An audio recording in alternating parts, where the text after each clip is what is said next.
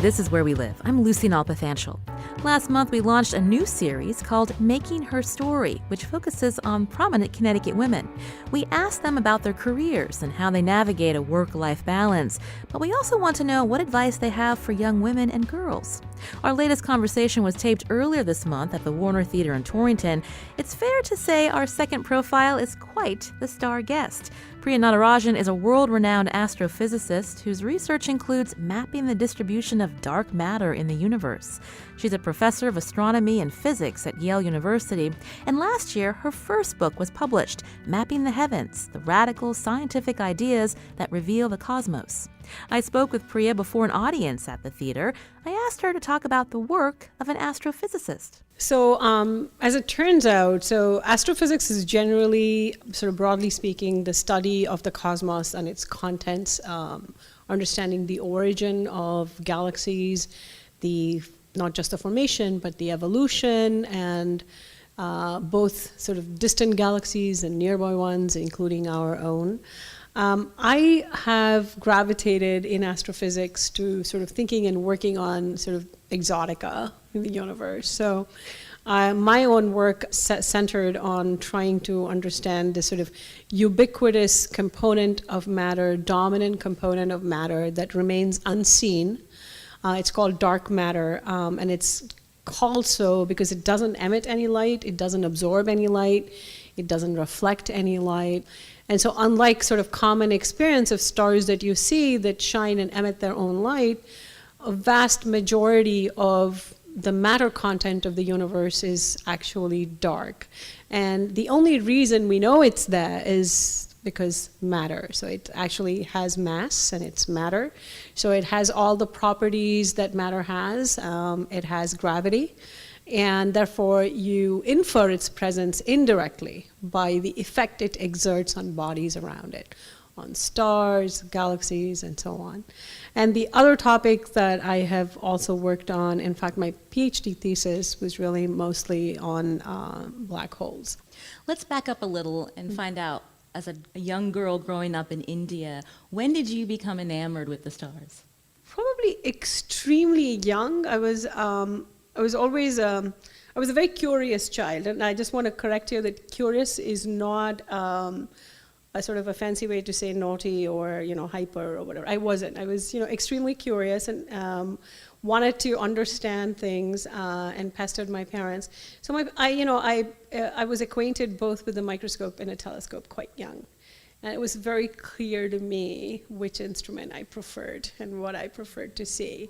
And I think there was something as a child, and I think I still have that same feeling. There's something about the fact that it's untouchable and it's out of reach that makes it more exciting, and that it's just so seductive because you see them tantalizingly close, beautiful images, but you can't quite touch them, right? So I think I was very, very young. I looked through a telescope, and I think probably the first time I looked through a telescope, I really fell in love with the cosmos, and that was it. But I wasn't very, careerist as such. I hadn't sort of mapped and said, okay, now I'm going to become a theoretical astrophysicist. I was just very interested in science. So science and math, and I love both science and math. I actually loved a lot of subjects in school. I kind of knew that I wanted to figure stuff out, that was the profession. My parents are professors, so I liked the life they had. And I was like, oh, it would be nice to figure stuff out. And so I think it was very clear that I would do science and I wanted to be a scientist. And I also wanted to be an explorer. So that was always a fantasy. So when I was a child, I was fascinated with maps. And so, both celestial and terrestrial maps. And I always had kind of wanderlust. So I wanted to go to places, right? So I had this little book that was 7 Wonders of the World. Even before I could really say very much, I kind of, when I was, upset with my parents for something, I'd be like, I'm off to Machu Picchu. Did I know what it was? No. But, I had this sort of idea that I was this explorer, and I wanted to be an explorer. And actually, I have 2 brothers, and they would always tease me, saying that, given how genteel I am, that I really would not have survived scurvy on one of those, 14th, 15th century kind of voyages of discovery. But I think I'm doing the next best thing, which is like armchair exploring in a way. And you describe yourself as a cosmic explorer. Of sorts, yes, absolutely, absolutely. Because I think that, almost we're all explorers in some sense, right? Because we all have an innate sense, I think that's part of being human, an innate sense of curiosity. And I think people kind of channel it in many different ways. I mean, there are people who just learn a lot of different languages and they want to explore other cultures. And there are people like me who want to explore the material world, the physical world. There are people who want to explore the internal world, people who are interested in neuroscience and psychology and so on. So I think, at some level we're all explorers, and I just feel really fortunate to be doing the kind of exploring that I'm doing. You mentioned both your parents were professors. How did they encourage you? We had a discussion, an informal discussion before tonight, where you talked about the advent of the computer, the Commodore 64 that your father bought you, and how you were pestering a woman for something to do because you were this curious child. You were looking for a challenge. Tell us about that. So my father, I grew up in New Delhi in India. That's where I finished my schooling. I finished high school. And my dad would go abroad fairly often for conferences and stuff like that. He's a civil engineer by training, and then he moved on to engineering education. He's a very eminent educationist. So he bought me a Commodore 64 before anybody in India actually had one. So this was like the early 80s. Right? Did anyone else have a Commodore 64? Well, that dates all of us in the audience, right? I mean, and so, and I learned how to program, and the only language then was BASIC. So, I'd learned how to program, and I was itching to do something. And I used to go to the amateur astronomy nights at the Nehru Planetarium in Delhi. And they had a new director, this woman, Nirupama Raghavan, Dr. Nirupama Raghavan, who actually was pretty important in my life. And so, she had just come, she just finished a PhD, and, and I had read a write-up about her. They said, she did a lot of research and stuff. So I showed up at her door and said, okay, I can program a computer. And how old were you? I was like in my early teens. I can program a computer, and I can help you in your research if you'd like me to. Please give me something to do, right? And so she kind of fobbed me off a few times, said, just come to the public night, or maybe help me put up the poster, stuff like that, because I was kind of this kid, and she wasn't sure how serious I was. But I kept pestering her, and then she said, okay, I'll give you a problem. And later on, she told me she thought, okay, I finally got rid of this Priya kid, right? So she gave me this problem, and because I told her, she said, okay, what do you like doing? And I said, I love maps and stuff. And she said, oh, great. So, in the newspapers in Delhi, every month they publish a sky chart, a night chart, which tells you the constellations and which planets you could see and what cosmic phenomena you might be able to see naked eye. And so she said, why don't you make a star map for Delhi? And it was a hard problem, but I took it on, and it was summer holidays, and so in India after school you have like 3 months off, like you're really going batty as kids, right? And when I was a kid, there weren't these kind of hyper-organized summer camps and stuff like that. You had to sort of figure stuff out to keep yourself busy. And so I found this project, and I was obsessed with doing this. And I solved it. I had to teach myself spherical geometry, some trigonometry, and I had to kind of do this stuff. And I programmed it, and I showed up triumphantly, like, a month or so later to her office, and she was like, oh, okay, did you get stuck? So I said, no, I've done it. She said, oh, good for you. Okay, show me what you've done. So I showed her a printout of the map. For that particular day. I thought it was very clever. I'd done it for that day. And she was like, oh, this is great. But, Priya, what if you moved to Boston or Brisbane? So wouldn't you want to see the night sky? I said, oh, yeah, don't worry. I mean, the way I've done the map, you just put the latitude and the longitude of any place on Earth, and basically I can make the map. So at that moment, she told me later, that's when she realized, okay, here's someone that, you know what, I'm lucky to have fallen into my lap to mentor. Mm-hmm. So I think she took me on from then on. She took me very seriously, extremely seriously after that. And I think that there was a way in which I had was very lucky that very early on, there's this sheer joy of figuring something out yourself. And it doesn't matter how deep that idea is or how simple the idea is. The fact that you've done it yourself, there's a special thrill. And I think I got that kick very young. And I realized that research is really what I enjoy and want to do. This is Where We Live. Today we're listening back to a conversation with Yale astrophysicist Priya Natarajan. She was our guest at the Warner Theater earlier this month for Where We Live series Making Her Story. Coming up, we hear about her journey to the U.S. and how she set herself apart at MIT in Cambridge. That's after the break.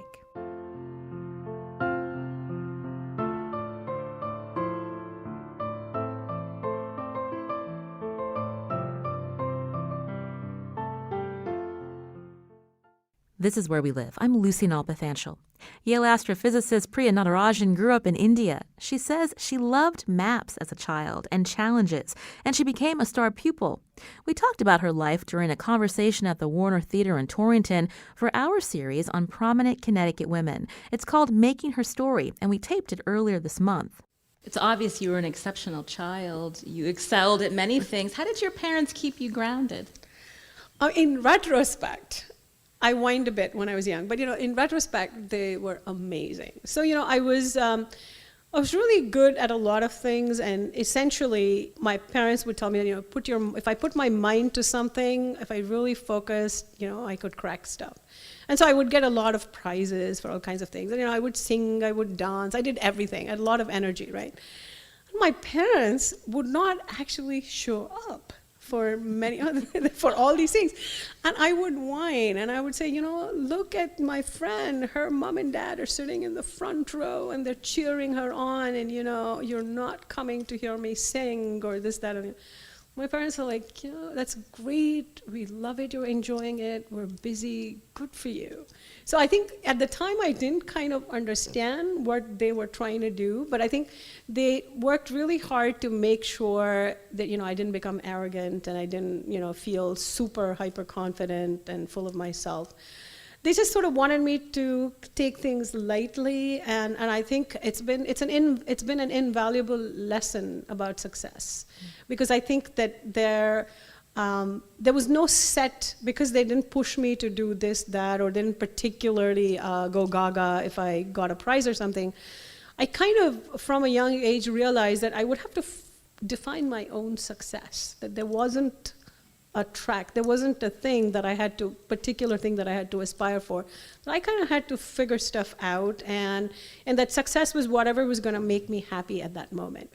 So it was all very sort of subdued until I went to sort of like 10th grade, and 10th and 12th grade are sort of the national exams in India, and you are streamed at that point into whether you want to do sciences. You have to make choices very early on there.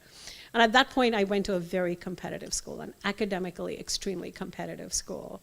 And there we were streamed into sections, and I was in a section called Ability, which I really hated. Ability? But, yeah, the Ability sections. And but I still, even that school I loved. I enjoyed my classes because everyone in India at the time was obsessed with doing medicine or engineering, and I didn't want to do either of those. I knew I wanted to do pure sciences, I wanted to be a scientist. So in a way, I was an outsider in that game. So, and it was peculiar that, I had mastery of the things that I could do a lot of things easily, but I didn't want to go become an engineer and go to IIT, which is where everybody wanted to go. And because, you went there to do engineering, not pure sciences. And because I'd had the bug with research, I sort of knew that I probably needed to go to the United States for college. I wanted to be in a system like the American system, which was extremely attractive to me, where as an undergraduate, you could do research. And that's why I went to MIT, because MIT offered that before any other place in the US did. How difficult was it to make that step, to move to the United States, to study at MIT?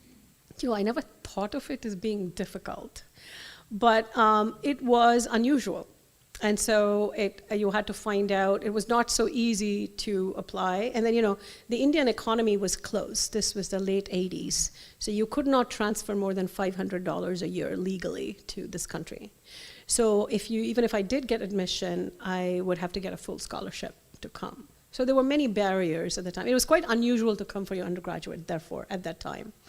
And my parents were academics. They couldn't really afford it.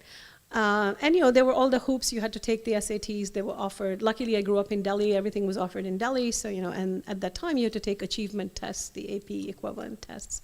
So I did all of that. And there was no internet. So, finding all of this stuff out was hard. So, I went to the US EFI, the United States Educational Foundation in India, and found out how to do all of this, and I applied to a couple of places. And I ended up choosing sort of the big universities because they're the only ones that gave financial aid, to international students. I think the adjustment, I really had no conception of how different things would be. My acquaintance with America at that time, I had not visited the US at that time, right, when I applied. And my acquaintance at that time was watching Star Trek and Cosmos. So. and honestly, when I landed, my dad came to leave me at college, and, so we stopped by in England for a week, and then London, and then we came here to Boston. And I'd never had a bank account at that point. I didn't know how to do anything, really. We didn't have ATMs in India, so I didn't know what an ATM, there was things that are a lot easier now. Because of the hegemony of American culture globally now, if you're a kid growing up in India and you come, like my nieces and nephews, if they come to college here, the adjustment is not going to be as severe on so many fronts, right, in terms of practical things. I think for me, the thing that was challenging in my early years at MIT was really that my intellectual life was way ahead of my emotional maturity. And I think that kind of balanced out. It took a while to balance out. And I think, but at MIT, I had a blast. I had a wonderful time. I worked hard, but I didn't think it was insanely hard, and I enjoyed myself a lot. You're saying it wasn't hard. MIT was not difficult for you. I would say it wasn't it was challenging, but that was not the overwhelming thing that comes to mind. There was just so much excitement about the new kinds of things that I was learning. And I think I did go to, as I said, I went to an elite school in India, so it was not academically that difficult to start with. So I had a very easy kind of slide into the place. And then I sort of figured out, it was also very mentally, I think one of the things, again, with my parents, that, I was very mentally disciplined at a very young age, because now I teach a lot of younger people, and I notice and I see a lot of really talented kids. And I wonder sometimes, it's a really talented kid, why aren't they learning as, like I think they should, given the minds that they have? And then I realized that, they just really don't have as much mental discipline. I mean, they don't have the kind of mental habits that you need to be an effective learner. So again, it's one of those lucky things that I ended up learning that very early. Who were the other students in your class? This was the 80s when you were at MIT? Yeah. You're in the sciences. Was it 50-50? No, but I was the first year that it was about 30% women. So it was a big jump, and that was the first year that we were 30% women. And I majored in physics and mathematics, and in my physics major, we started out with probably 10, 15 women, maybe, in the first sort of year or so. I had kind of skipped the first year, so I was already in classes with the sophomores. But what I found at the end, of course, the number of female physics majors was really, really low. So, and it was clear that, as I went on, and I think I was taking a lot of graduate courses when I was a junior, and I would notice, I have to say, that the way in which I noticed is because I would raise my hand and ask a question, and I would suddenly realize that, gosh, I sound really different from everyone else in the room. And not just because of my weird accent, but I was a girl. So I think that, the fact that the gender ratio was not great was something you just could not notice. But you pushed ahead. We hear often when people feel like they are, unique and maybe people are judging them, they tend to not work to their full ability because of confidence. But you pushed through that? Yeah, so I think once again right, that there was some sort of training, inadvertent training that from a young age that I'd had, which I think has helped me cope. All of this is kind of wisdom now, like after I turned 40, like thinking about things like, how did I really do this? How did this work? And I think that from a very young age, I had to deal with the tension and the conflict, the internal tension and the conflict of being an insider and an outsider. So my family is from the south of India. We're South Indians, and I grew up in Delhi, which is the north, which is culturally quite distinct. Distinct enough that, we eat differently, we eat different stuff. We eat rice primarily rather than wheat. Our habits are very different. And, aesthetic is different. Everything is really different. It really is like two different countries almost, right? And so I grew up in this culture, sort of immersed in a place where we were outsiders. And so I think I kind of learned this skill of somehow, it's not completely resolved. I wouldn't say I've mastered it or whatever. That there's still that little bit of sort of tension that you feel that you're not an insider and you're an outsider, and that's a given. Mm-hmm. And therefore, you try to fit in some ways, in ways that you can, that ways that you possibly can. And I think with physics and with science, I realized from a young age that, from the MIT experience, mastery of the subject was the way to creep in, to be included, to be on the inside. And even then, you never quite feel like you're inside. It's gender, it's culture, it's race, it's everything, right? And I think that's been a very dominant theme in my life. And I finally feel, after I turned 40, I feel like there's been some kind of truce, in the sense that I've realized, I used to feel that it was disempowering to be this outsider, right? So I'd be conscious of that. But what I realized is that there's enormous power and freedom that you have as an outsider, because you can do things your way. And you could be your authentic self. And that has been really important, because the culture of physics and astrophysics, the sort of the scientific academic culture, is very competitive. And I'm competitive, but that's not what drives me to do better, to learn more, to learn deeper.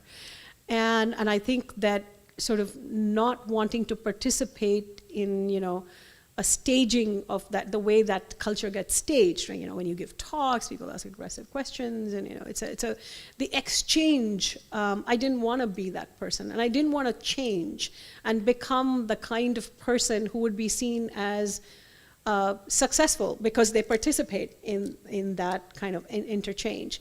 I wanted to do it my way, and I would always feel like I'm an outsider. And now I realize that I was able to do it my way because I was an outsider, and in a way, people didn't know what to expect of me, right? And I think it's actually been very empowering. When I talk to my students now, and I've had a lot of students who are from underrepresented groups, who don't feel that they fit or belong in many ways. I've had a few students in my time at Yale. And I always tell them that deal with this discomfort in your own particular personal way. There is no formula. Each of us has to deal with the discomfort of feeling that you don't belong.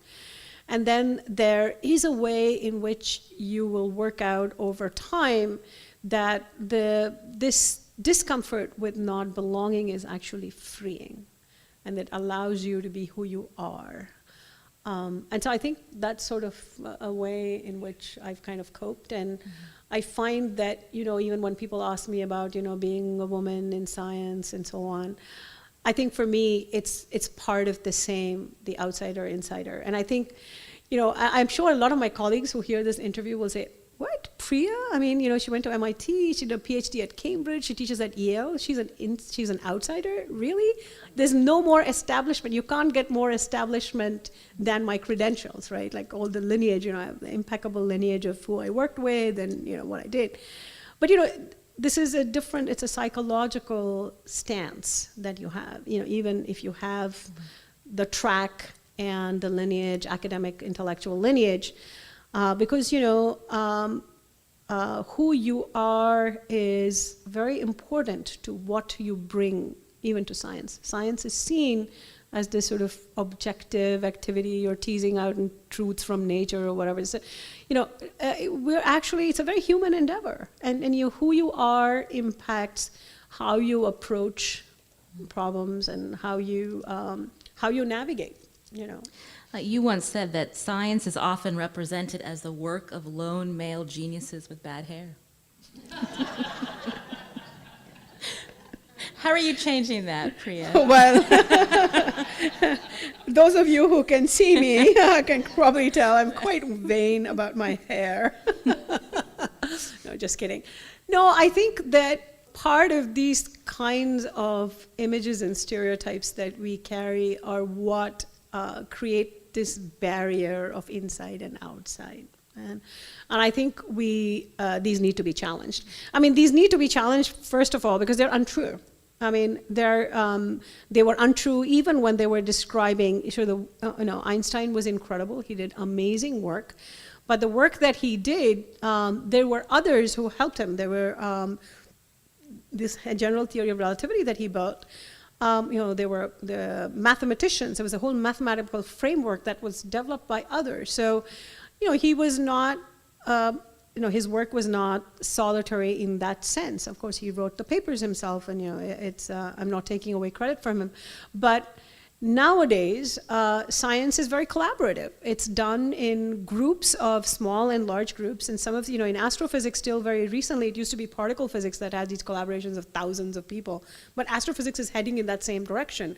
The field has become, the problems have become, we're in a mature state. The problems are complex, so you need the collective creativity of many individuals who bring different gifts to push forward and get a deeper understanding.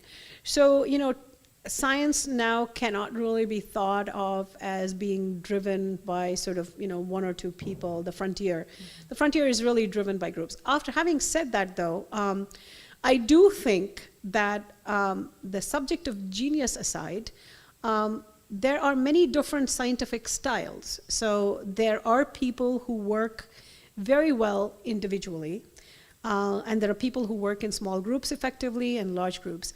And the people who work on their own or in small groups are often individuals like me who are willing to take speculative risks. They're willing to take intellectual risks. And I think, therefore, that style of working should also be encouraged, and it should be funded. The problem with large groups and large collaborations is that often it's a complex problem, it's science by consensus, and because this requires a huge investment of resources, right? So you require the taxpayers to, via the National Science Foundation or NASA, to give you millions of dollars to do a project, right? And so you feel very responsible that, you map it out entirely, you know what you're going to do, and it's a perfectly ordered, disciplined enterprise. Whereas when you're working as an individual scientist or a small group, you can afford to take a creative risk. You can take you can work on a speculation because it's not so resource heavy what you're doing. And I've been a proponent. As I said, the question of genius aside, I've been a real proponent for many different scientific styles. I think the breakthroughs that are going to come, we have no idea where the breakthroughs are going to come from. And we don't know who or which groups of people that breakthrough is going to come from now, because it's a very complex environment in which science is done. The instruments that we now have and have developed are so complicated and sophisticated. So the plus side is they're so sophisticated, but the other side is that they're complicated. So you need a lot of teams of people who know how to use an instrument to its full capability, to exploit it and learn more. So I think that while there is this trope of the genius mind as a singular genius mind, I do think that science as an activity itself should be pursued in many different ways. So there'll be some loners who will be working on problems, and there'll be small groups, and there'll be some large collaborations. What do you say to the students you may have at Yale, to the students who may be struggling, who aren't the genius in the room, but they may be talented if they find a different avenue to get to the answer to the problem? And do you see differences in gender and how your students are handling setbacks? Yeah, so I mean, I think that the subject of genius is a really fraught one, and I tend not to really see the world of science or even the world as geniuses and the rest. I don't see the world that way, because I just think that, as I mentioned earlier, that we all have, each human being has something very, very unique to offer in this world in general, and even within science, every kind of scientific mind has something to offer. And the question is whether you are able to tap into what gives you the utmost expression for your originality and creativity, whether you have the circumstances that help tease that out of you, right? And I think I tell my students exactly this, that there is no such thing as, a part of the academic culture is to always assign a pecking order. So you come into the room, you're in a classroom, they're like, oh, that's the smartest guy, number 2, number 3. I really don't like that kind of hierarchical organizing of abilities and, minds and so on. So I encourage my students to figure out for themselves, tap into themselves and see, what is it that you can bring uniquely? What is your strength? You're the person who knows that. And all I can do as a teacher is to help you facilitate, give you the kinds of tools for self-exploration, to figure out what is it that you're good at. So there's some people, some of my students are just really raw technical power. They're very impressive. So their grasp of mathematics, their intuitive understanding of physics is incredible, right? And then there are these other kids who have a remarkable ability to draw connections between things that don't seem connected. So when you give them a problem, they're kind of stymied at this particular problem, but they're like, oh, that looks like that other problem that I did in that other class for something else. The mathematics looks similar. Let me try that. So, there are these different kinds of minds, and so I encourage my students to sort of figure out, what it is that they can best do. And in terms of gendered, I think that there's a very gendered reaction to success and failure. And I think that's part of society, of what's going on in society and how we are bringing up our children. And I noticed this very, very sharply. So I teach an undergraduate class for non-science majors at Yale, an Introduction to Cosmology. I developed this course and I taught it for many years. And I've sort of handed over people, and I'm taking it over again next spring. And in that class, I would, you would have music majors, you'd have everyone across the board, just an introduction to cosmology with basic mathematics. And, but it's hard. It's a hard course. It's abstract concepts. So I'd give the first test. And it is so gendered when kids will come to me after the test. The boy kids will come and say, well, they'll come, everyone, they're all sort of conscious about their grade. So they'll come back, they've not done as well as they thought they would, so they'll come back. The boy kids will be like, your questions were a little ambiguous. I'm not sure, is this what you meant? I thought you meant this, and, give me the points. And then I would have the girl kids who would come to me and, very sort of quietly ask me, kind of didn't do well in the test. Should I just drop the class? Maybe I just can't do this. Maybe I can't hack this. And every time when I recount this and I say, well, next time I teach, it's going to be different, I'm sure. It's just, but without fail, every time there's a very gendered response. And I think we're conditioning kids from a very, very young age by saying who can do what and who can do what well. And I think we're drawing up all these little silos and telling people that, if you are such and such, then this is what you are going to be good at, or, and so on. Mm-hmm. And you're not going to be good at that. And I think this is something that in our educational system, at a very basic level, we have to dispel. We've got to start dispelling this idea of an ideal type of who has what kind of mind. And I think that, the hard work needs to be done well before they come to Yale or, even high school or whatever. We're listening back to a conversation we taped earlier this month for Where We Live's Making Her Story. Today we're profiling Priya Natarajan, a Yale astrophysicist and author of the book Mapping the Heavens, the radical scientific ideas that reveal the cosmos. After the break, we hear Priya's perspective of being a scientist given the current political climate. I'm Lucy Nalpathanchel, and this is Where We Live. This is Where We Live. I'm Lucy Nalpathanchel. Today we're airing our latest conversation in Where We Live's Making Her Story, a series featuring the stories of prominent Connecticut women. Today we're hearing from Yale astrophysicist Priya Natarajan.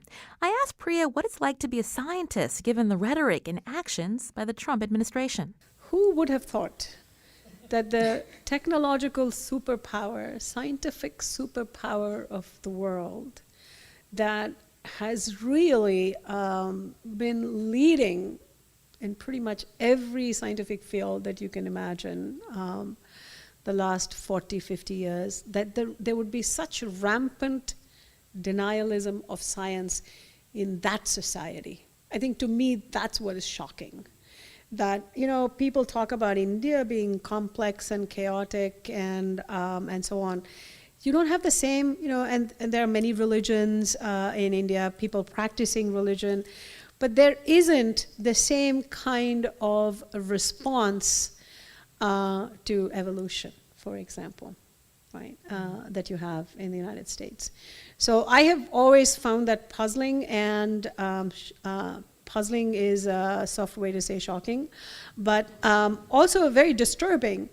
And I have a personal take on why I think and what might help and what, and that's what drives me to do what I do and, write the book and do all the writing that I do outside of my research work. I really believe that the process of science, how science works, needs to be demystified for the public. And in particular, there are two aspects of science that I think are a great boon for scientists, but they're really complicated for people who are not part of the scientific enterprise, the public. And that is the fact that science is contingent. Everything we know is provisional. It's best to date. We have the best, given the data, given the instruments, given the sophistication of the instruments, given our cognitive capacity at the moment, this is the best understanding, and it is apt to change. Right? And as scientists, we are taught to be open-minded and nimble all the time. And I think the pace of scientific discovery has been dizzying in the last 20 years. So that's been very difficult for the public to get their heads around, having to be always ready to change your mind and refine. And, and I think one of the problems is that there is this misconception that, everything you know today could be upended tomorrow. It never is completely upended. Very rarely is one theory or one worldview completely upended, right? Like Copernicus, 1543, right? It happened then. And then 1914, Hubble realized, that there are many other galaxies out there. So these kind of major shifts don't happen every day, right? So what's really happening when things change is we are refining and honing our understanding, right? It's evolving, it's deepening, it's getting more profound. So I think this idea, this process of science needs to be demystified. And the other thing is uncertainty. The fact that, we are limited by our instruments to only measure as far as we can at the moment, to know as much as we know at the moment. So I really think that, sort of scientific denialism in general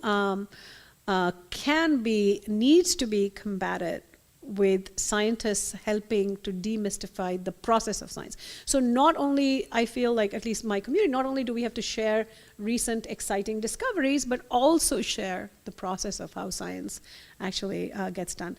I think the troubling thing right now for me, the thing that worries me most is the funding for basic sciences. And I think that we stand to lose an entire generation of bright minds if we don't fund basic sciences. And this whole idea, we have suddenly over the last few years, and I think possibly after the financial crisis, because we had to get out of that crisis, we've had a sort of a narrower view of innovation. We now sort of conflate the idea of innovation with some new bright idea that can be immediately, a discovery or whatever, new way of thinking that can be immediately monetized. Right, so you can have this idea, you have a startup, you make money, and then you suddenly you make $1 billion or whatever. Facebook. So, yeah, so I think we've had a few of those incredible companies that have done that, but that's not they are great innovators, but that's not the only kind of innovation. Innovation happens on many different time scales, right? And so with basic sciences, it's very, very hard to tell when the actual real fruit, it's very hard to actually put a cost and put a dollar value. So who would have thought that studying the interaction of radiation and matter, this sounds really esoteric, right? So this is the discovery of X-rays. Who would have thought that when Rontgen discovered X-rays, that we could do medical imaging with it, we could map cracks and surfaces in buildings. I mean, all the applications that have come out of it, right, over the last several hundred years, it's really hard to pin down with basic sciences where it's going to lead us in terms of actual inventions and discoveries. But it really needs to be funded. So any kind of research that is long horizon needs to be funded, right? And without the pressure to produce a product tomorrow or in 2 years or whatever.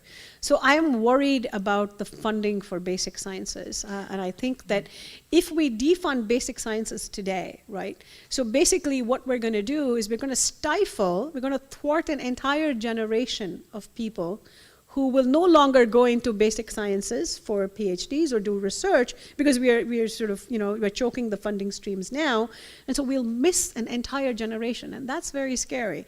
I mean, it's very scary in terms of losing our technological, we have a head start over most other countries in the world, and we're likely to lose being the technical scientific superpower.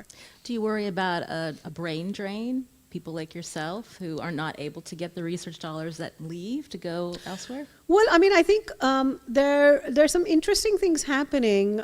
So I know I have some colleagues, Chinese colleagues in the medical school at Yale, who, for example, have appointments for during the summer months where they're not funded to be at Yale. They are actually funded, and they run research labs in China, and where they have a lot more funding than they have in the United States with the funding agencies here. So I think that it's not so much the brain drain. I think the world is global, so I think there'll always be circulation. People will go back and forth to different countries. But I think where we stand to lose is scientific leadership of what's happening in terms of harnessing technologies and really kind of pushing the boundaries of knowledge of what we know now. I think we stand to lose there. And I think that's something I really would not want us to see. Priya brought some slides to further illustrate her work, and you were just talking about disruption. You're a disruptor of sorts when you think about mapping dark matter. Can you walk us through some of the research? Sure. So what's really exciting about, as I said, with dark matter, right? It is invisible. And therefore, it does not interact, and also whatever this dark matter might be made of, we think it's probably some particles that were created very early on in the universe that we are yet to pin down what they are. And as I said, because they have matter, we know they have gravity. Luckily for us, what matter interacts with light indirectly in a very interesting way, and this was predicted by Einstein's theory of general relativity, which is that matter of any kind, be it visible or invisible, will deflect light. And the way it deflects light, the reason it deflects light is if you go back to this picture of the entire universe being a four-dimensional sheet, so 3 dimensions of space and 1 of time, so it's kind of like, think of it as a rubber sheet, then any matter, so the universe is just that sheet, nothing above the universe, nothing below the universe. So we are all on that sheet, right? And any matter, so for example, the sun in that sheet would create a huge pothole. And the depth of the pothole, how deep that pothole is, depends on how much matter there is and how compact, how it's packed. So if you have matter in the universe that is unseen in every other way, one impact that it does have is that it warps space-time by generating these potholes. And because the universe gets sort of, has these deep divots, light, that is our cosmic messenger, will actually follow up and down those potholes. And that has an impact in the sense if you have a distant galaxy, you have a lot of matter that's intervening, as you can see in that slide. You see a nice undulation, a pothole that you see. You see these galaxies, these bright spots of light. And outside the galaxies, there's a huge amount of dark matter that you are not seeing. But the impact is shown here with the pothole that's generated in the space-time. And the pothole you can sense by looking at those grid points that look much mushed together in the inner regions. They're sort of, you see that little bump. And so light rays from a distant galaxy would actually get bent. So you see those red rays in the diagram there. They actually get deflected because there's a lot of matter, because it's just following the pothole. Basically, light has to follow the pothole because the universe is that sheet with all the potholes, with all the warps and the potholes. And so you end up seeing very distorted shapes for galaxies. So because not every region, thankfully, unlike I-95, which has a pothole pretty much everywhere as far as I can tell, most of the universe does not have these deep potholes, right? So you mostly see galaxies that are undistorted, distant ones.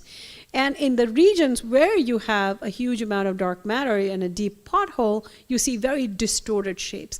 But because you know what the undistorted shapes look like, you can kind of back out how much matter you need to have in between when you see a very distorted patch. And so you can work out how much dark matter that there is. So in the next slide, you can see on the left-hand side, you see a very deep image from the Hubble Space Telescope of a region that is called a lensing galaxy cluster. So this is about 1,000 galaxies that have a huge amount of dark matter that create a very deep pothole. And so distant galaxies behind get really distorted. So you can see some very elongated shapes for galaxies, misshapen kind of galaxies. And so from that, you can back out. And what you see on the right-hand side in the blue fuzz is the dark matter, a map of the dark matter that is not seen but is there. And we infer that from the effect that it exerts on light rays. So this is this is very new work from my research group that came out in March this year. It's one of the deepest images of a cluster of galaxies. It's part of the Hubble Space Telescope. It's an absolutely exquisite telescope, and the optics are amazing. And this image is one of the deepest images taken by the Hubble Space Telescope of such a region, of a deep pothole. And the final slide, so as I said, one way to think about it is how dark matter is smeared lightly everywhere in the universe, but these regions where potholes are generated, you basically have a heap of dark matter, which is what, is giving us that pothole, right? So you have dark matter that's heaped, sounds counterintuitive, but you heap dark matter, but that's what generates this deep pothole. So you can then visualize the blue fuzz that we just saw as heaps of dark matter, so mountains and valleys, and that's what this looks like. This is the dark matter visualized as heaps. I think it's just spectacularly beautiful. And this is a big deal. Has this ever been done before? Yeah, at this resolution, it hasn't been done before because of the kind of details that you had in that Hubble Space Telescope image. This is kind of one of the highest resolution dark matter map of a lensing cluster that's generated. Our next Making Her Story is Tuesday, September 12th. Join us at the Warner Theater for a conversation with Carolyn Kwan, music director of the Hartford Symphony Orchestra. The event begins at 7. More information on our website, WNPR.org. Today's show produced by Lydia Brown. Thanks to Priya Natarajan, Katie Tolarski, the Warner Theater, Lynn Gellermino, Karen Tomasco, Beth Messina, John Olson, Jeff Tyson, and Tim Cohn. I'm Lucy Nalpathanchel. Thanks for listening.